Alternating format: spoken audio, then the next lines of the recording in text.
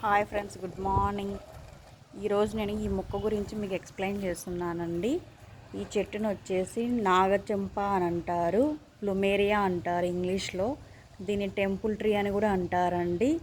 నాగచెంప అంటే పాముకి తల పడగవిప్పి ఉంటుంది కదా, అట్లా పడగవిప్పినట్లుగా ఉంటుంది. పైన ఆకు, కింద సన్నగా ఉంటుంది.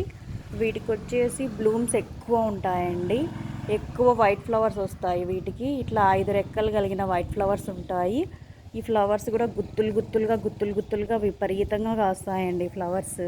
దీన్ని పెంచుకోవడం కూడా చాలా ఈజీ అన్నమాట.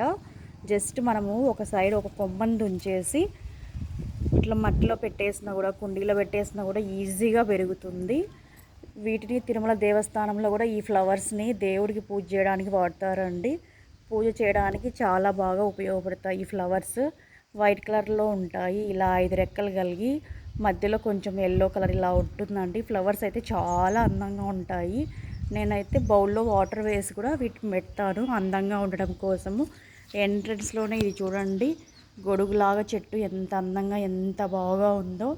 మా ఇంటికి వచ్చిన ప్రతి ఒక్కరూ ఇది నిజం ట్రీ నా ప్లాస్టిక్ చెట్ట, ఇంత గ్రీన్గా ఉంది, ఇంత అందంగా ఉంది అని అడుగుతారండి ఈ చెట్టుని.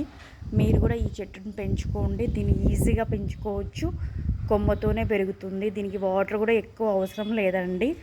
లోపల కూడా వాటర్ అంతా ఫామ్ అయి ఉంటుంది. అందరూ ఈ చెట్టుని ఖచ్చితంగా పెంచుకోండి.